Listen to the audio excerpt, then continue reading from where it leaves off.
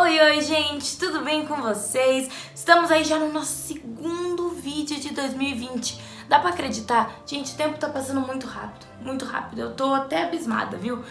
Mas se você já é velho aqui no canal, já tava se ligando aí nas novidades, vocês perceberam que eu fiquei muito tempo aí no segundo semestre de 2019 sem postar muitos vídeos. Pra quem não sabe, esse semestre eu estava morando fora. Eu fui morar lá em Indiana, nos Estados Unidos. Já voltei pra casa. Esse aqui, se você já me acompanha há mais tempo, já viram que voltamos à programação normal. Se você nunca me viu aqui, primeiro vídeo, seja muito bem-vindo. Já temos um primeiro vídeo aqui no canal de 2020. Falei lá do Cortiço de Aloysio Azevedo, tá assim, ó, um vídeo sensacional. Muitos de vocês pediram pra eu voltar com os vídeos de literatura. Lembra que a gente começou lá naquele outro vídeo falando sobre o trovadorismo?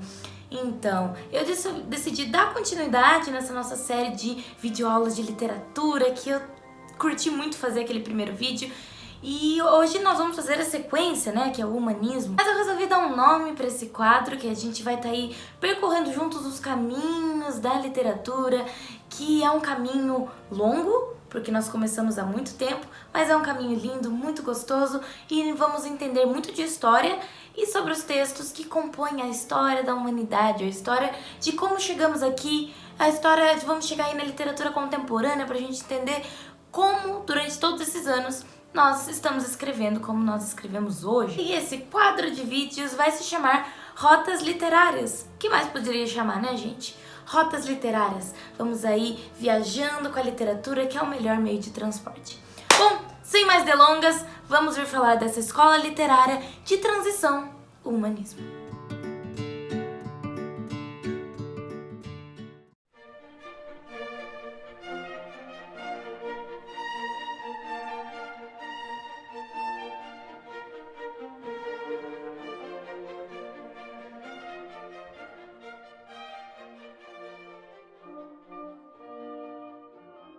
Gente, acabei de voltar da escola, deixa eu tomar um cafezinho aqui. Porque senão não fica acordada pra fazer as coisas. E vocês acham que eu não ia mostrar no vídeo que agora tem caneca do canal, né? Bom, o humanismo, ele foi um movimento que começou a ter suas origens lá na Itália do século XV. E aí se espalhou pela Europa inteira, porém, o que nós vamos focar no vídeo agora é o humanismo em Portugal. Durante essa época, gente, a Europa tava bombando. Um monte de coisa estava acontecendo por lá. A gente teve aí as cruzadas, a gente teve aí a expansão marítima, as pessoas estavam navegando, tentando descobrir novas rotas de comércio. Tava aquela loucura que a gente sabe que são as grandes navegações. E lembra que a gente falou da Itália? Então, muitos intelectuais, artistas, essa galera que curtia, assim, estudar, sabe? Eles se mudaram pra Itália, eles iam pra lá pra fazer cursos, para se especializar, e eles entraram em contato com essa nova corrente que estava surgindo lá naquela parte da Itália. E eles, óbvio, trouxeram isso para os próprios países, e assim começou o processo de difusão do movimento humanista. Lembrando que todos os movimentos, um movimento vai contrariar o outro. Então lembra que a gente falou lá de trovadorismo? Tô deixando aqui, se você ainda não viu, vai lá ver, que é importante pra gente entender como a gente passou de trovadorismo para humanismo, que é uma mudança muito radical. Naquela época também houve a queda de Constantinopla. Essa foi uma parte muito importante. Vocês estão vendo muitas mudanças acontecendo no continente europeu. Beleza, essas ideias estão começando a surgir, a economia estava sensacional, nossa, a economia estava maravilhosa. E pela economia estar tão boa, a relação das pessoas com o comércio vai mudar muito. É assim que surgem os burgos. Nós temos lá a criação da burguesia, a nova classe social. Os burgos eram aquelas cidadezinhas cercadas por aquela murada perto do palácio. E ali as pessoas faziam comércio umas com as outras, e essa relação comercial começou a ficar muito forte aí na Europa. Tudo bem, já entendemos o contexto histórico, mas Ana Laura, do que se trata o humanismo da escola literária? Vamos olhar para o nome humanismo, certo? Humano, nós, seres humanos. O que a gente tinha lá no trovadorismo? Uma poesia muito ligada a Deus, a religião. Nós somos servos de Deus. Quando eu digo Deus, eu estou me referindo sempre à igreja, ao cristianismo, beleza? As pessoas tinham essa devoção e achavam que Deus estava ali no centro de tudo. Lembram? Teocentrismo. Deus, centrismo no centro.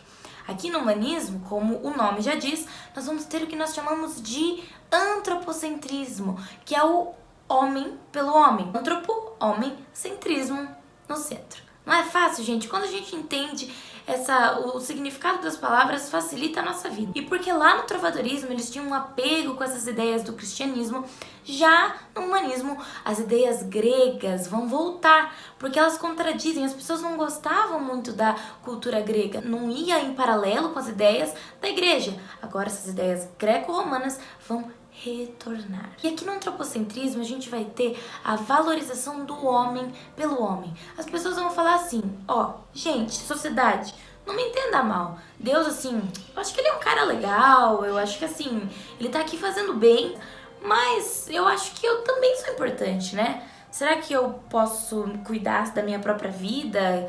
Eu acho que o que eu sinto também é importante. E porque esse cristianismo, essa autoridade da igreja estava caindo um pouco por terra, nós temos aí a porta de entrada para as teorias científicas tomarem mais lugar na sociedade.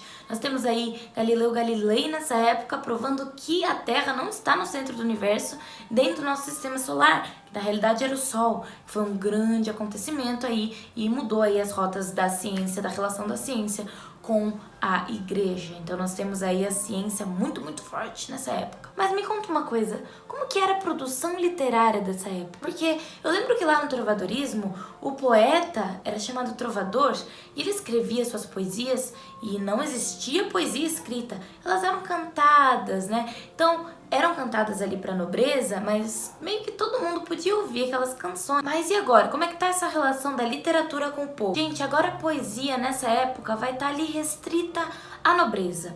Por quê? Porque agora finalmente a poesia ela é escrita, ela não é mais cantada. Nós temos aí pessoas começando a redigir os textos literários. Naquela época, quais eram as únicas pessoas que tinham a habilidade de ler? Eram as pessoas da nobreza, da classe alta. E então eram a essas pessoas que os textos nesse momento eram direcionados. E no humanismo nós temos certos textos, certos tipos de texto que marcaram o movimento. É óbvio que nós temos aí, que eu já estava falando para vocês, da poesia palaciana, é assim que nós chamamos a poesia do humanismo, mas nós também temos um cara aí que ele ia escrever sobre o dia a dia da nobreza. Ele era aquele, sabe, o puxa-saco ali da nobreza, que ficava ali no palácio, só escrevendo sobre tudo que eles faziam durante o dia. Então, esse cara que a gente tá falando é o Fernão Lopes.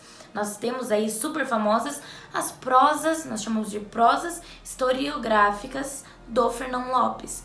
E essas prosas, essas crônicas, elas eram justamente para contar todo o dia a dia da nobreza, porque lembram que é para a nobreza que os escritores estão escrevendo. Tudo bem, Fernão Lopes, cara super importante, mas tem um cara que vocês precisam lembrar dele. Esse cara praticamente inventou o teatro como a gente conhece hoje.